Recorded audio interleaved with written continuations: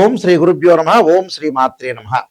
April నెలలో ద్వాదశ రాశుల వాళ్ళకి ఏ విధంగా ఉన్నాయో ఒకసారి తెలుసుకుందాం. తెలుసుకునే ముందు గ్రహగమనగతులు ఏ విధంగా ఉన్నాయో ఒకసారి తెలుసుకుందాం. ప్రధానంగా గురు మిథున రాశిలోను, రాహు కుంభరాశిలోను, కేతు సింహరాశిలోను, శుక్రుడు మేషరాశిలోను, రవి మీన మేషరాశిలో సంచారం చేయటం, శని కుజుడు బుధుడు మీనరాశిలో సంచారం చేస్తారు. ఇవన్నీ కూడా గోచారరీత్యా చెప్పబడే ఫలితాలు అంటారు. గోచారరీత్యా చెప్పబడే ఫలితాలు ఏ విధంగా ఉన్నాయో ఒక్కసారి మనం తెలుసుకుందాం. ఈ మాసంలో ఆర్థిక స్థితిగతులు, వృత్తి వ్యాపార ఉద్యోగాలు, ఆరోగ్యము, విద్య, అలానే ప్రధానంగా విదేశాలకు వెళ్ళటం, ఇలాంటివన్నీ కూడా ఏ విధంగా ఉన్నాయో ఒక్కసారి తెలుసుకుందాం. వృశ్చిక రాశి వారికి ఏప్రిల్ మాసంలో ఏ విధంగా ఉందో తెలుసుకుందాం.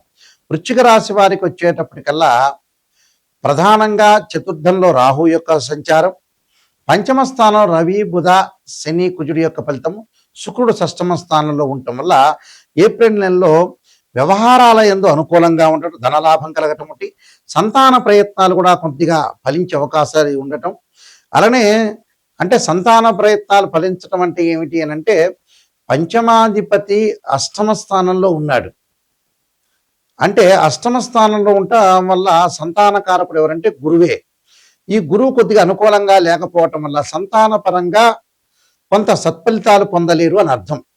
అంటే వాళ్ళ సంతానం కలగలేని వ్యక్తులకి బాధపడుతుంటారు, కానీ సంతానం ఉన్నవాళ్ళు మటుకు వాళ్ళు ప్రయోజనం కలుగుతుంది.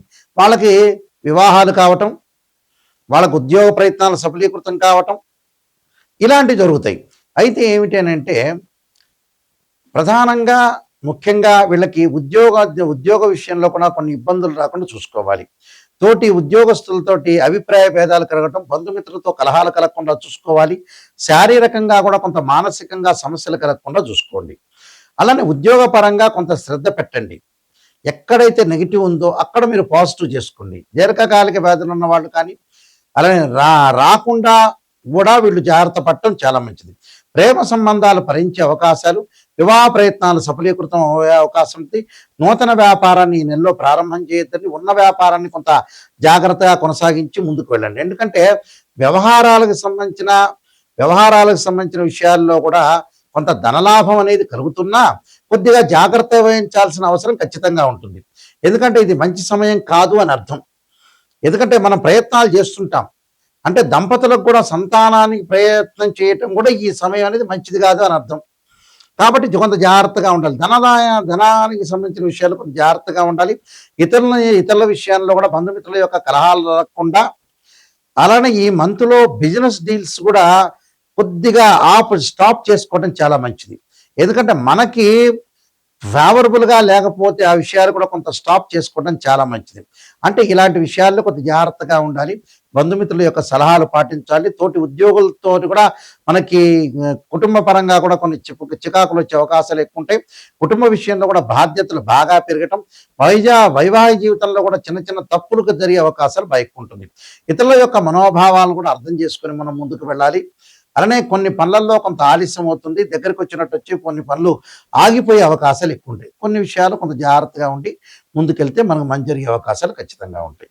కొన్ని పరిహారాలు చెప్పబోతున్నా, ఆ పరిహారాలు పాటించండి, మీకు మంచి సుఫలితాలు జరుగుతాయి. ఈ నెలలో ప్రధానంగా కొన్ని రెమెడీస్ అనేవి చేసుకోవాలి.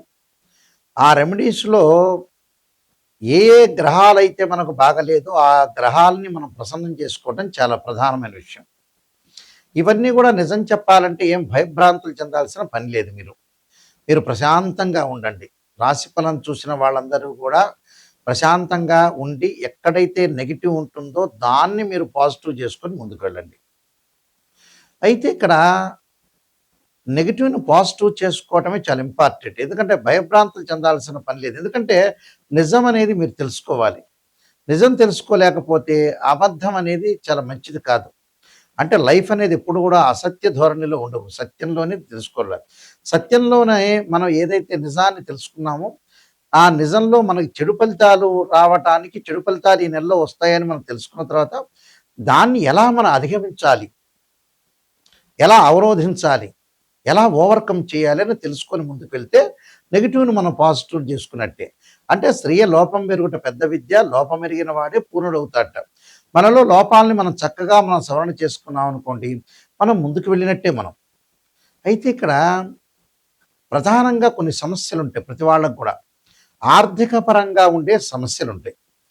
ఆర్థిక పరంగా ఉండే సమస్యల్లో ఇక్కడ గురువు కారణమవుతాడు. అంటే గురువు 80% ఉంటే శుక్రుడు 20% ఉంటాడు. ఆ గురువు యొక్క దోషం పోవడానికి తప్పకుండా దత్తాత్రేయ స్వామి యొక్క కవచాన్ని గాని, దత్త కవచాన్ని కానీ, అలానే మనం ప్రధానంగా యక్షాయ కుబేరాయ వైశ్రవణాయ ధనధాన్యాధిపతే ధనం ధాన్యం సమృద్ధిమే దేహిమే దాపైస్వ అనే మంత్రాన్ని, గోవుని సేవ చేయటం ఒకటి, విద్యార్థులకు పుస్తక దానం చేయటం వల్ల ఈ గురువు యొక్క దోషం పోతుంది. అలానే శుక్రుడి యొక్క దోషం పోవాలంటే అమ్మవారి యొక్క ఆరాధన చేయాలి, లలితా సహస్రనామ పారాయణం చేయాలి, వారాహ స్తుతి చేయటం ఒకటి, లక్ష్మీ గణపతి యొక్క స్తోత్ర పారాయణం చేయటం చాలా మంచిది. అంటే వివాహం కానీ స్త్రీ పురుషులకి తప్పకుండా, అమ్మాయిలకేమో వరపాశుపతాస్త్ర రుద్రాభిషేకం, అఘోర గౌరీ పాశుపతాస్త్ర రుద్రాభిషేకం, అబ్బాయిలకు వచ్చేటప్పుడు కన్యా పాశుపతాస్త్ర రుద్రాభిషేకం చేసుకోవడం చాలా మంచిది. శుక్రుడు సంబంధించిన హోమం చేసుకుంటే చాలా మంచిది.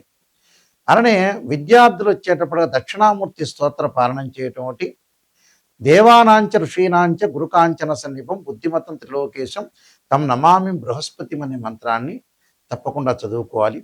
అలానే అంగారకుడు మనకు బాగలేక రియల్ ఎస్టేట్ రంగం కానీ, వాహన ప్రమాదాలు కానీ, ఆరోగ్యపరంగా ఇబ్బందులు కలుగుతున్న వ్యక్తులు రాహుకాలంలో దీపం పెట్టడమే కాకుండా నవనాగా మండల పూజ, నవనాగా మండల స్తోత్రాన్ని పఠించడం చాలా మంచిది.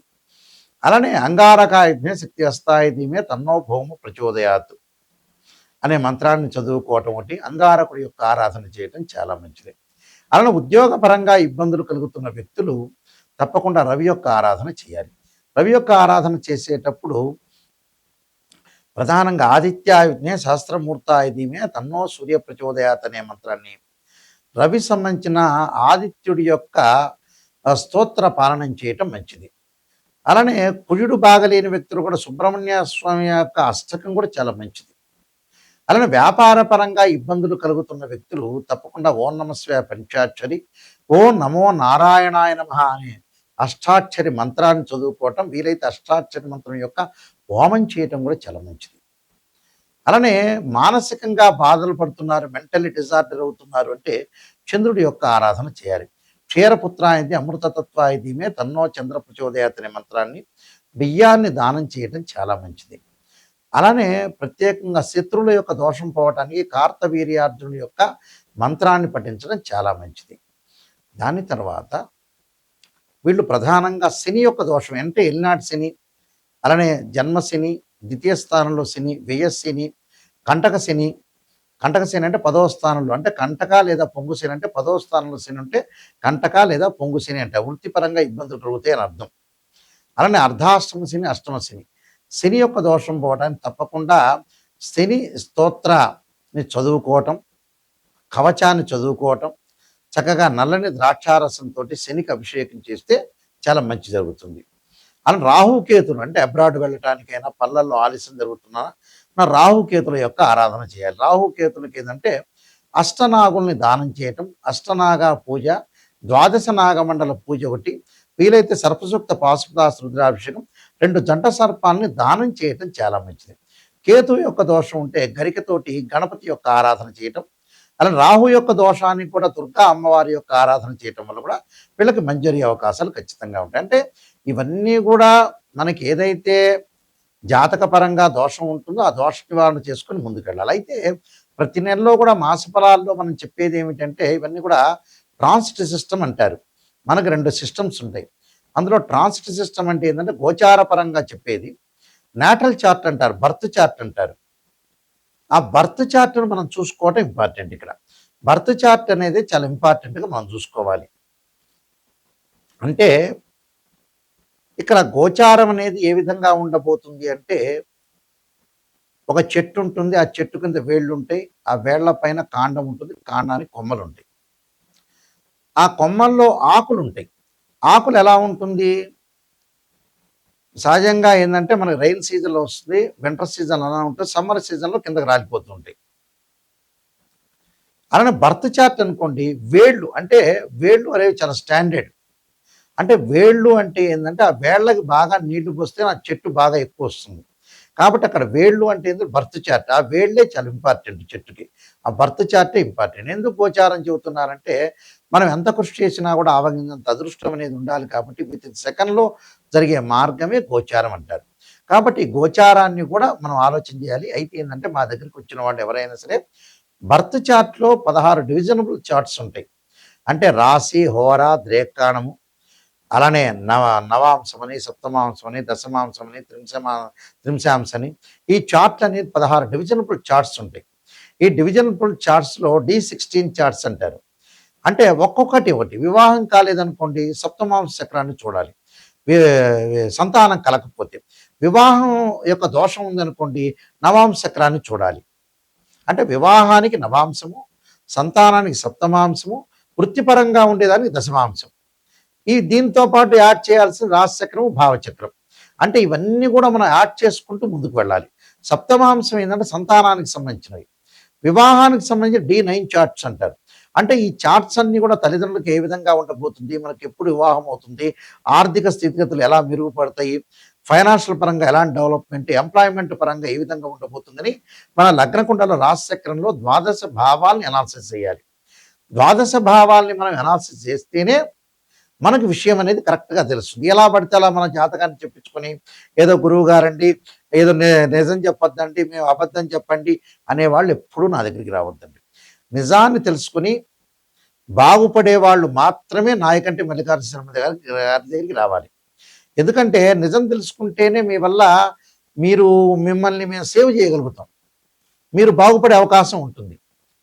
ఏదో నిజాన్ని తెలుసుకోకుండా ఎవరో గురువు గారిని సంప్రదించి నిజం చెప్పండి, నాకు నెగిటివ్ వద్దండి, పాజిటివ్ చెప్పండి అంటే ఏందా పాజిటివ్ చెప్పడం? జరిగేది ఏదైనా జరుగుతుంది. మనం చెప్పినా చెప్పకపోయినా జరిగేది ఏదైనా జరుగుతుంది. కానీ నిజాన్ని తెలుసుకున్నాం అనుకోండి, ఉదాహరణకి మనం చాలా జాగ్రత్త పడే అవకాశం ఉంటుంది. అందువల్లే స్త్రీయ లోపం మెరుగుట పెద్ద విద్య, లోపం ఎరిగిన వాడే పూర్ణుడవుతాడట.